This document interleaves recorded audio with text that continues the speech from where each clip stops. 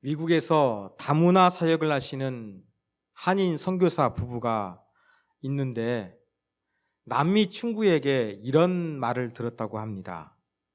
궁금해서 그러는데 왜 미국에 있는 한인 교회는 선교 대회를 하면 강사가 다 백인이야? 이 말을 들었습니다. 선교사님은 이 말 듣기까지 선교 대회 강사가 누군지 생각해 본 적도 없고 궁금해 본 적도 한 번도 없었습니다. 막상 이 말을 듣고 나니까 이 질문이 머릿속에서 떠나질 않아가지고 생각에 생각을 거듭하게 되었습니다. 곰곰이 생각해 보니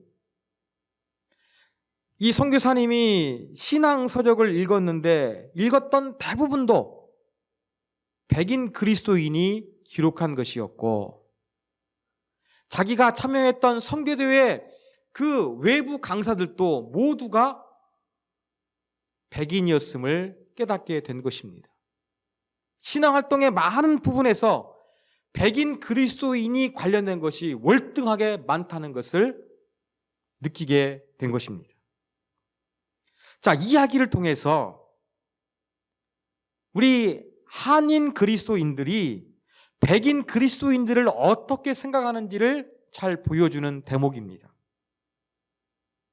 우리 한국 사람들은 서양 백인에 대한 호감도가 높습니다. 그 의식을 기독교 내에서도 여전히 반영하고 있습니다. 반대로 여러분 저 아프리카 출신 그리스도인 생각해 보십시오. 인도 출신의 그리스도인 생각해 보십시오. 아랍 계열의 그리스도인의 모습 생각해 보십시오. 호감도가 동등합니까? 아마 다를 것입니다. 지금 코로나 시국이라 우리가 1, 2부로 나눠서 예배를 드리고 있고 마스크를 쓰고 예배를 드리고 있습니다. 이렇게 코로나 때문에 일상이 답답해지자 미국이나 호주, 선진국에서는 동양 사람들을 혐오하는 사건들이 여러 차례 발생했습니다. 이것이 21세기의 모습입니다. 과학이 발전하고 문화가 발전했지만 여전히 인종차별적인 요소가 우리 안에는 가득 차 있습니다. 21세기도 이런데 성경이 쓰여졌던 이 성경시대는 어떠했겠습니까? 1세기에는 어떠한 차별이 존재했겠습니까? 더 많은 인종차별이 있을 것입니다. 계급 간의 갈등도 있었을 것입니다. 우리가 이것을 지난 주일에 살펴보았습니다. 마가복음을 강의하면서 성만찬에 대해서 말씀을 드렸습니다. 여러분 성경시대의 성만찬은 성찬식과 만찬이 연결되어 있다는 거 말씀드렸죠. 그러면서 고린도 교회에서는 시간이 넉넉한 부자교인들은 미리 와서 만찬을 먹어버렸고 심지어 포도주에 취하기까지 했다고 말씀을 드렸습니다. 그러나 가난한 하급 그리스도인들은 일 마치고 늦게 돌아오면 술 취하고 남은 음식 때문에 속이 상해서 교회 안에 갈등이 있다는 것을 우리가 살펴봤습니다. 이번에는 로마 교회입니다. 로마 교회는 어떤 문제가 있었습니까? 로마의 교회도 이렇게 다양한 민족으로 구성된 성도들이 존재했기 때문에 갈등이 있었습니다. 로마에 있는 교회는 이방인 지역에 있는 교회였기 때문에 그리스도인 대다수는 이방인들이었습니다. 그러나 디아스포라, 팔레스틴 지역을 떠났던 유대인들이 흩어져서 이제 그 신앙을 가지고 그리스도인이 된 사람도 로마 교회에 있었습니다. 이들은 소수였습니다. 소수였지만 이들은 이 예수님을 믿기 전부터 율법을 철두철미하게 지켰습니다. 안식일이 중요했습니다. 유월절과 같은 절기가 중요했습니다.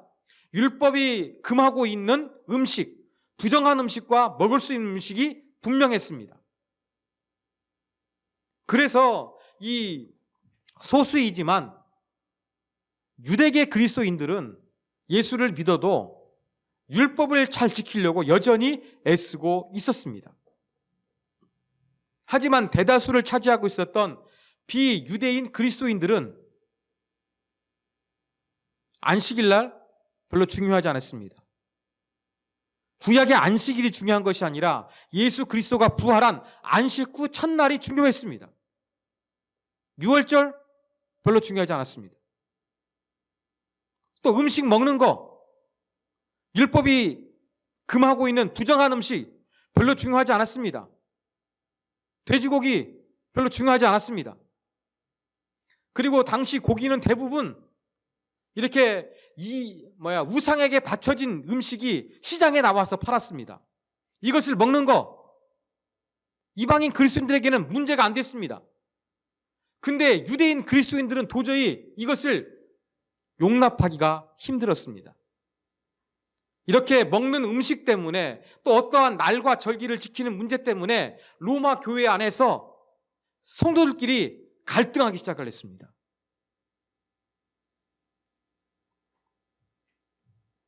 이 갈등 어떻게 해결해야 될까요? 바울은 이 부분을 이제 편지를 쓰면서 언급을 합니다. 그만큼 문제가 심각하다는 반증입니다.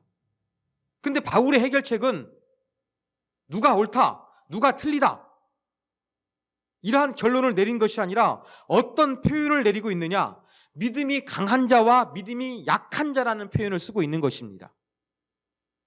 믿음이 조금 좋고 나쁘고의 문제지 누가 맞고 누가 틀리고 또 누가 죄를 졌고 누가 죄를 안 졌느냐 이러한 차원의 문제가 아니라는 것을 바울이 언급합니다. 옳고 그름의 문제가 아니라는 것입니다. 믿음이 강하냐 약하냐 정도의 차이의 문제라고 바울은 언급합니다. 그러면서 중요한 핵심을 5절에 제시합니다. 5절 말씀. 사람마다 자기 마음에 확신이 있어야 합니다.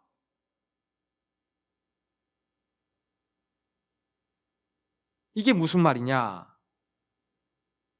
자, 안식일을 지킬 것인가 지키지 말 것이냐? 마음에 확신이 있으면 된다는 것입니다. 어떤 음식 먹을 수 있느냐 없느냐? 마음에 확신이 있으면 된다는 것입니다. 마음에 확신이 있으면 먹어도 되고 날 지켜도 되지만 확신이 없으면 안 지켜도 된다 이렇게 말하고 있는 것입니다. 그러면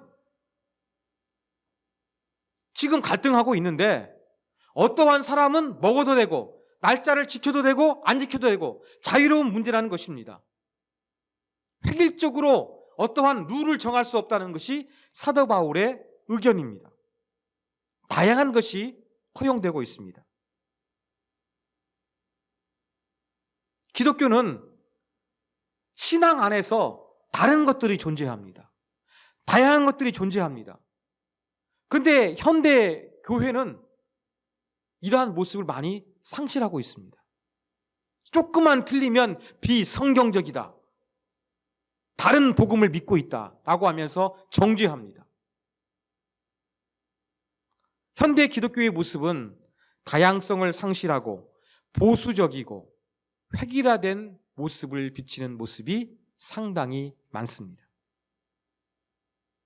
그런데 우리는 이 다른 것이 틀린 것이 아니라 다른 것이 다양한 믿음의 표현이 될 수 있다는 사실을 인정하는 자세가 필요합니다. 저도 이것과 관련된 경험이 있습니다.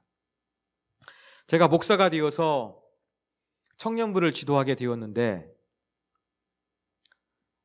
청년부를 데리고 이렇게 사량도 거제도 가면은 그런 복음이 덜 전해진 곳에 가서 막 농활처럼 봉사도 하고 또 막 그렇게 전도도 하고 또 저녁에는 수련회죠. 막 찬양하고 기도하고 말씀도 전했습니다. 그럴 때 갈 때 저는 어떻게 가겠습니까? 저는 여름에 수련회 가다 보면 그 시골 오지에는 산골 어촌 꿀짜기에는 에어컨 시설이 없습니다.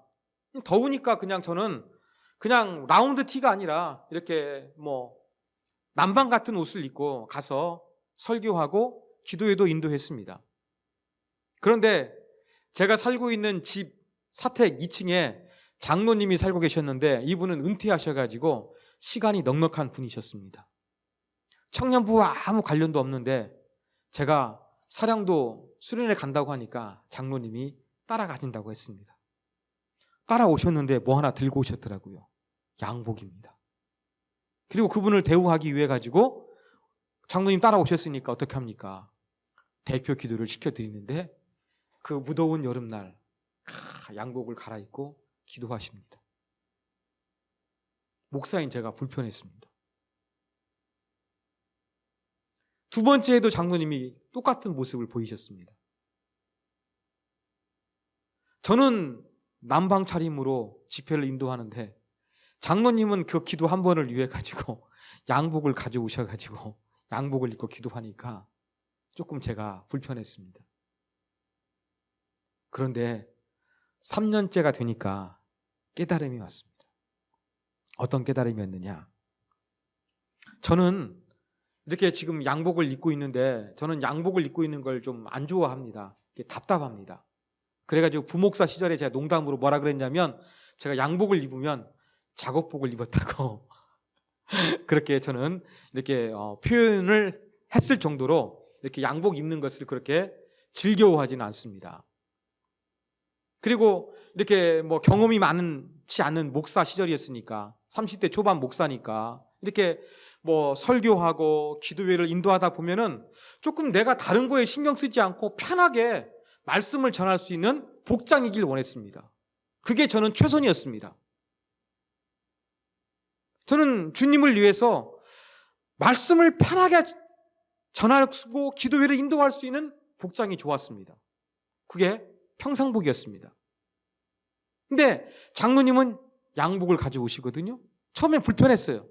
그렇지만 제가 깨달은 게 바로 무엇이냐?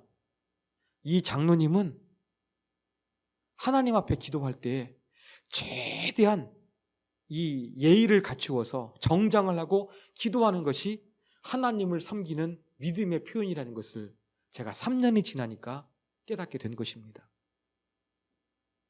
사랑하는 여러분, 수련회 때 양복을 입어야 됩니까? 말아야 됩니까? 획일적으로 결론 내릴 수가 없는 거예요. 저는 목사로서 또 젊은 사람으로서 그냥 편안하게 말씀과 기도회를 잘 인도할 수 있는 복장이고 이것이 주님을 위한 간절한 마음이었고 장로님은 아무리 더워도 예배가 아니고 집회라 할지라도 하나님께 기도할 때에 공식 석상에서 회중을 대표해서 기도할 때에 최대한 정장을 하면서 예를 갖추는 것이 장로님의 믿음의 표현이었고 주님을 위한 행동인 것입니다. 여러분, 똑같은 장소에서 같은 사람이 하나님을 믿고 있는데 하나님에 대한 표현이 이렇게 다른 것입니다. 양복을 믿지 않음으로써 하나님을 위하고 신앙을 표현할 수도 있고 양복을 입어서 하나님을 위하고 신앙을 표현할 수도 있는 것입니다. 이게 다양성입니다. 중요한 것은 무엇입니까? 믿음으로 하면 됩니다. 주님을 위하는 마음으로 하면 됩니다. 믿음으로 행하고 주님의 영광을 위해서 행하면 양복을 입어도 되고 안 입어도 관계가 없는 것입니다. 그런데 문제가 되는 게 무엇입니까? 문제가 되는 것은 내가 선호하는 방식과 기준을 가지고 내가 경험했던 어떠한 경험을 가지고 다른 사람을 판단하고 정죄할 때 문제가 되는 것입니다. 제가 잠시 그랬던 것처럼 장로님이 양복을 입는 것을 그렇게 달갑지 않게 정죄했던 것처럼 자꾸 내 입장과 내 경험과 내 생각을 가지고서 다른 사람의 신앙을 판단하는 것, 이게 문제가 되는 것입니다. 나와 다르다고 해서 죄가 되는 겁니까? 열등한 그리스도인의 모습입니까? 그건 아닙니다. 바로 사도 바울은 안식일을 지킬 것인가 말 것인가, 고기를 먹을 것인가 말 것인가, 이러한 문제에 대하여 믿음으로 주님을 위하는 영광의 마음을 가지고 하면 해도 되고 안 되는 그런 차원의 문제지 죄냐 죄가 아니냐 이러한 차원의 문제가 아니라는 것을 분명히 하고 있는 것입니다. 다른 것이 불편할 때가 있어요. 내가 좋아하는 사람은 나와 똑같은 생각을 하고 나와 똑같은 행동을 하고 똑같은 말을 하기를 원합니다. 그리고 나와 다른 생각과 다른 말을 하는 사람들은 우린 조금 불편하게 여길 때가 더 많이 있습니다. 그러나 다른 것이 전부 다 틀린 것이 아닙니다. 나쁜 것은 아닙니다. 오히려 다른 것이 조금은 불편할 수 있지만 다양한 것이 될 수가 있습니다. 자, 제가 설교를 시작하면서 서두에서 한인 그리스도인들이 백인 그리스도인을 선호하는 현상에 대해서 말씀을 드렸습니다. 백인 그리스도인들의 신앙, 모든 것이 좋은 걸까요? 모든 것이 아름다운 것일까요? 꼭 그렇지 않습니다. 우리가 무시하고 우리가 중요하게 생각하지 않았던 이 다른 그리스도인들을 통해서 얼마든지 신앙적인 도전과 자극과 아름다움을 발견할 수도 있습니다. 서두에 말씀드렸던 이 다문화 사역을 하시는 선교사님이 시리아 출신 그리스도인 가정도 만나게 되었습니다. 시리아는 아시다시피 지금 아랍권입니다. 이슬람을 믿고 있습니다. 그런데 인구의 10%는 기독교인이라고 합니다. 힘들고 어려워도 그들의 독특한 예배와 교회 문화를 유지시키고 발전하기 위해서 노력해 왔다고 합니다. 이 시리아 그리스도인 가족은 다마스쿠스, 성경에 보면은 다메섹 도상, 바울과 관련된 다메섹 지역 출신 이민자였습니다. 이 시리아 그리스도인이 선교사님에게 이러한 말을 했습니다. 미국에 오니 교회가 일주일에 한 번만 모여 예배하더라고요. 그리고 예배 후에는 모두 금방 집으로 가버리고요. 이해할 수가 없어요. 우리는 매주 몇 번씩 만나 식사하고 예배하고 예배 후에도 밤늦도록 머물며 교제하는데 말이에요. 미국 그리스도인들은 평상시 서로 보고 싶어 하지 않나요? 여러분, 시리아 그리스도인 복음화 시키지도 못했습니다. 별로 인정하고 싶은 의식도 우리에게 없습니다.